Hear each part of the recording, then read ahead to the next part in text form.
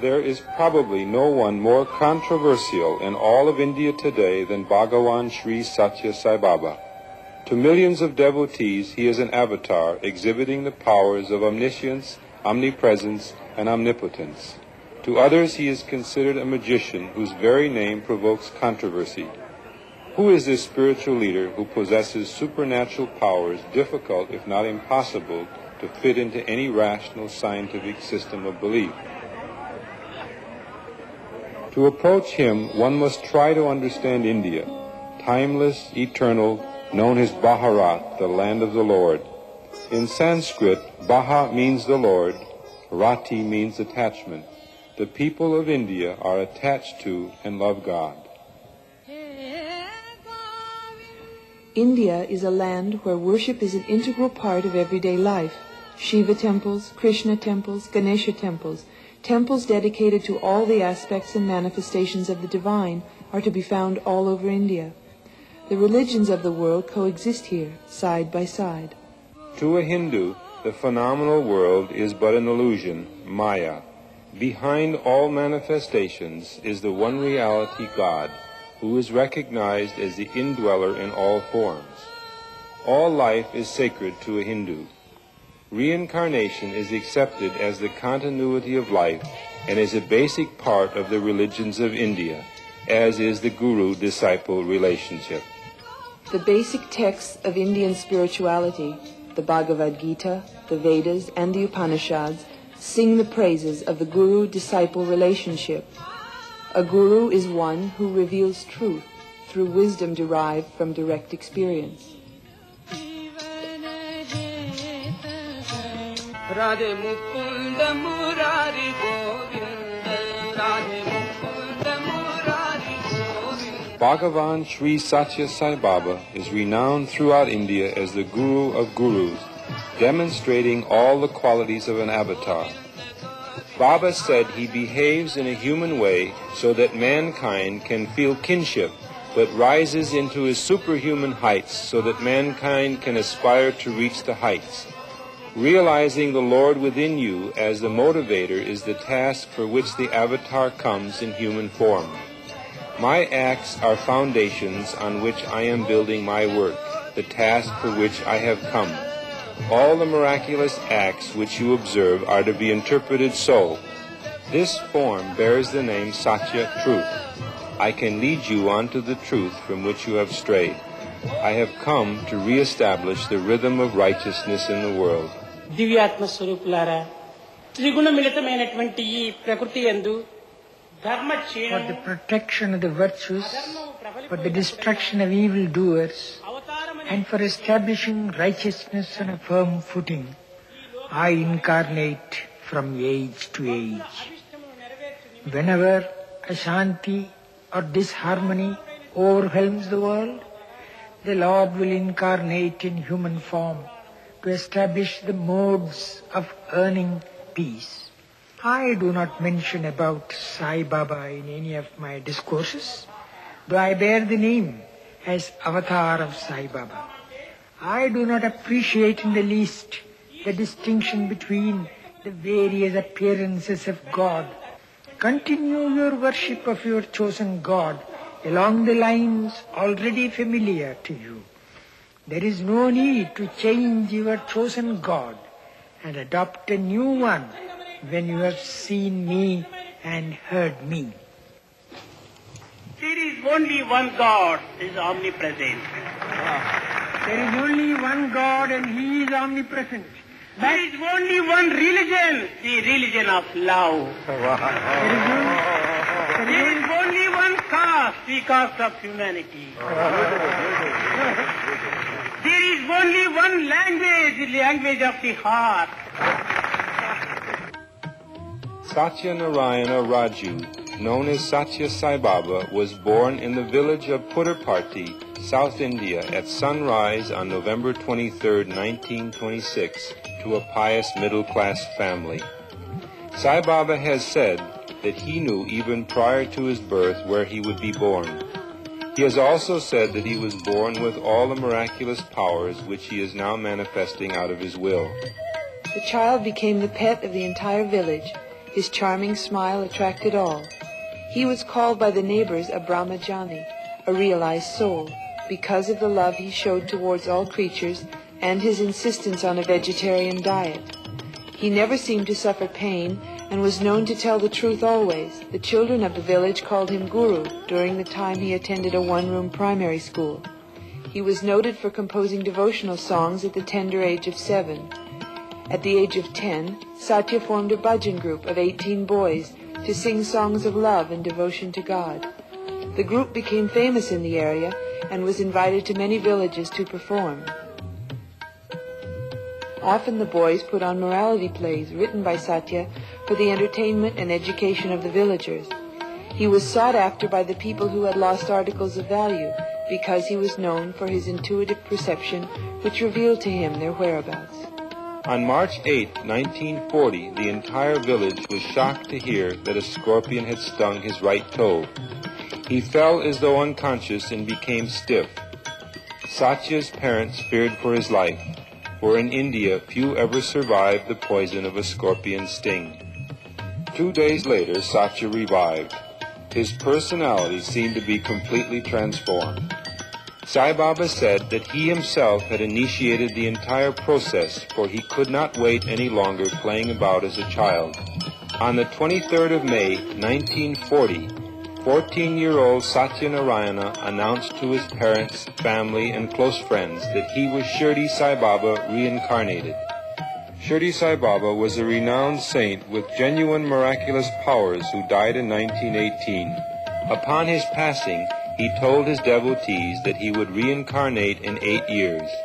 8 years later, in 1926, Sathya Narayana was born.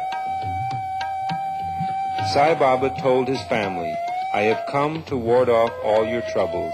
Keep your houses clean and pure. I am no longer yours. I am leaving. I have full work ahead."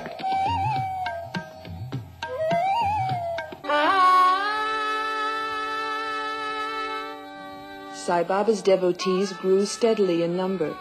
In 1950, an ashram was completed near the village. It was called Prasanthi Nilayam, the abode of the highest peace. The old ashram is being enlarged to accommodate the ever-increasing numbers of seekers who come to him for help. Sai Baba has announced that the expanded ashram will be utilized as a school for sadhana, a place to teach spiritual discipline. People from all walks of life, from all over the world, are finding their way to Prasanthi Nilayam. Sai Baba daily walks among those who gather outside the prayer hall to receive his darshan, spiritual blessing. He takes their letters asking for help, stopping to give a word of encouragement, or to direct the lucky ones to his quarters for the sought-after personal interview, where he instructs and guides them.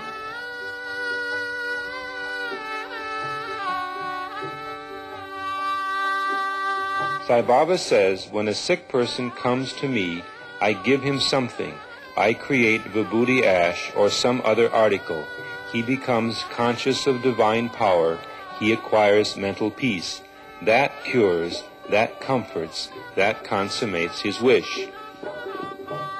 Baba, with a gentle wave of his hand, produces the sacred ash known as the truth of matter and gives it as a special grace. Thousands of people have witnessed the miracle of vibhuthi, the inexplicable, ultra-scientific wonder which is placed on the tongue or mixed with water and taken as a specific against illness. The vibhuthi, produced out of the ether by Baba's will, is a constant reminder of the impermanence of the body, which is ultimately reduced to a handful of ash.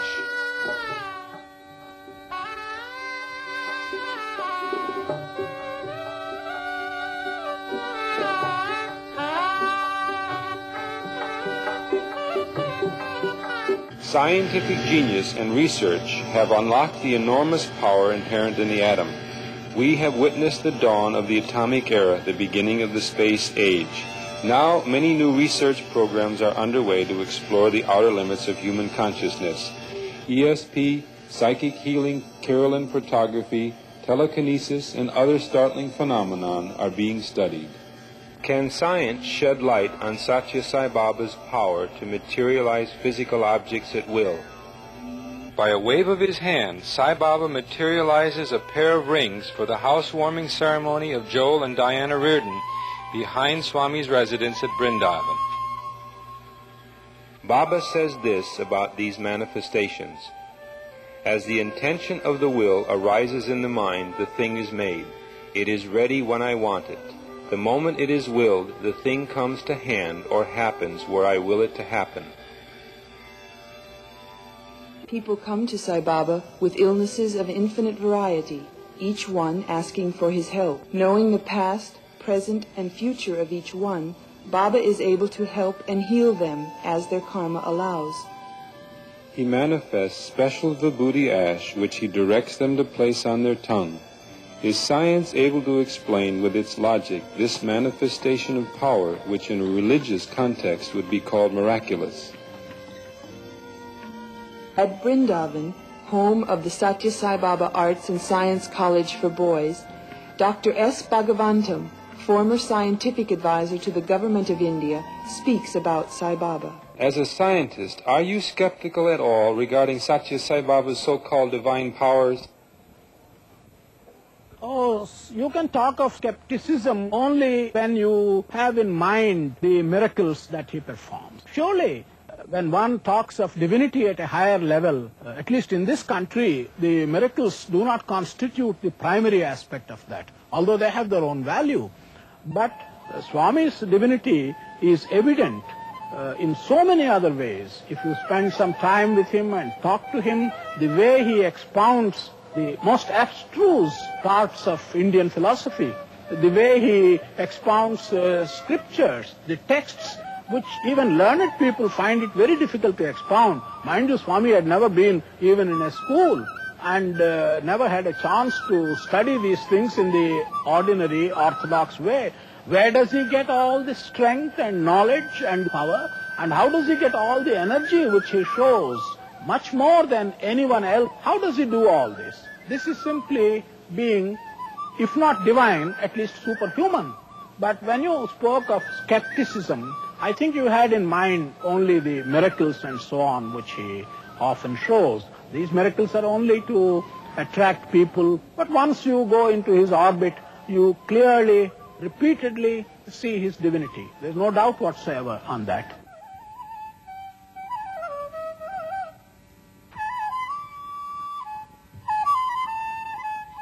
Every morning and afternoon, Sai Baba walks among the waiting ones, eager to have his darshan, sight and presence of a holy man.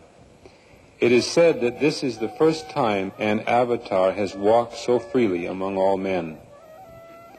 Sai Baba preaches no new message, but echoes the teachings of Vedanta. His message is also basic to Buddhism, Christianity, and Islam. There is only one religion in the world, the religion of love, he often declares.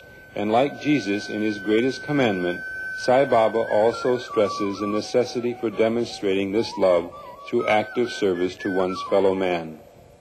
Religion which does not manifest itself in acts of love, generosity, self-sacrifice, and compassion is no religion, says Baba. His own life illustrates his teaching. It is a continuous outpouring of devoted service in which personal convenience, comfort, privacy, leisure, and sensuous pleasure play no part. It is impossible to understand or explain the meaning and significance of Sai Baba. There can be no possible means of approach to this manifestation from the stage which we can attain. This is an incarnation which is beyond anyone's comprehension. Trying to explain Baba is as futile as the attempt of a person who does not know the alphabet to read a scholarly book. At best, we can only prepare to receive and benefit by the peace he confers and the bliss he grants.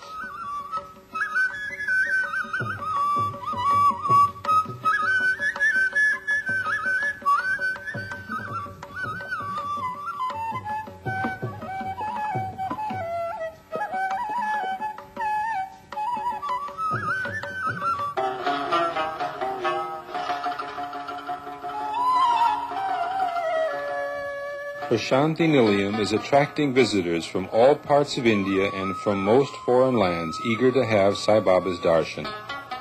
Tens of thousands of devotees gather for the Shivaratri festival when Sai Baba performs the vibhuthi abhishekam. In his discourse, Baba tells the audience that you have come to get from me tinsel, pedicures and promotions, worldly joys and comforts. Very few of you desire to get from me the thing I have come to give you, namely liberation itself. Your worldly intelligence cannot fathom the ways of God. He cannot be recognized by mere cleverness of your intelligence. You may benefit from God, but you cannot explain Him.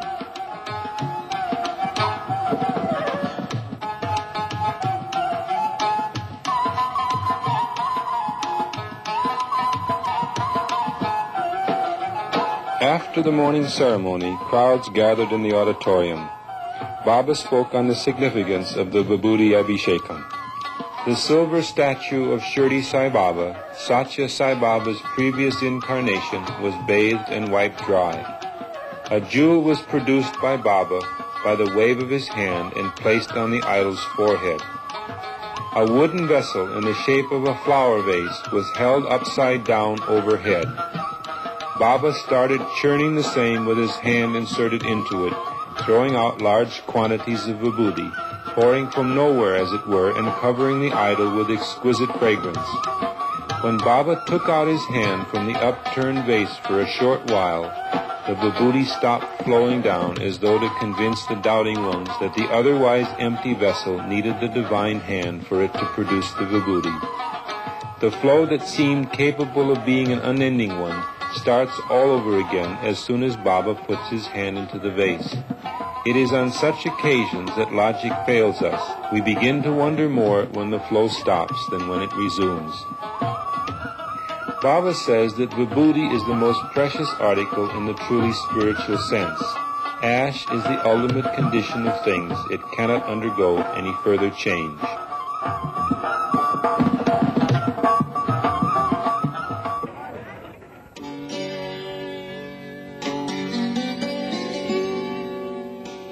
Near Mysore, at Sri Rangapatnam, there is a small temple devoted to Sathya Sai Baba.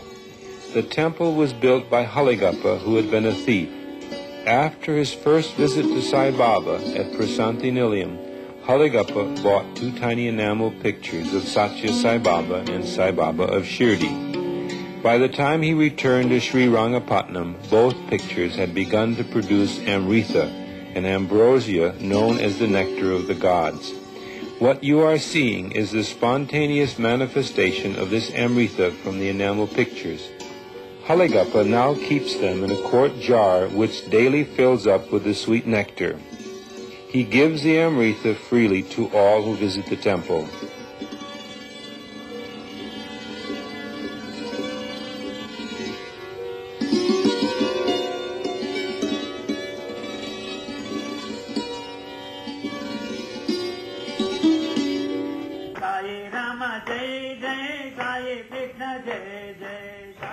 Haligappa leads the bhajans, devotional songs in the temple.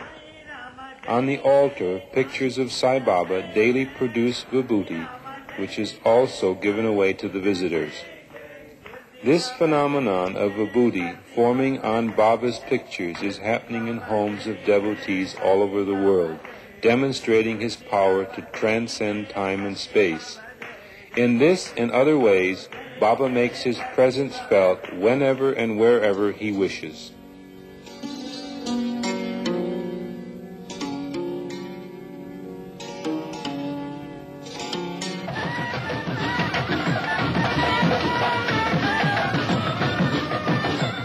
On Guru Purnima Day, Sai Baba visits the nearby village of Kadagodi, where devotees have gathered from all over India to pay homage to their Guru.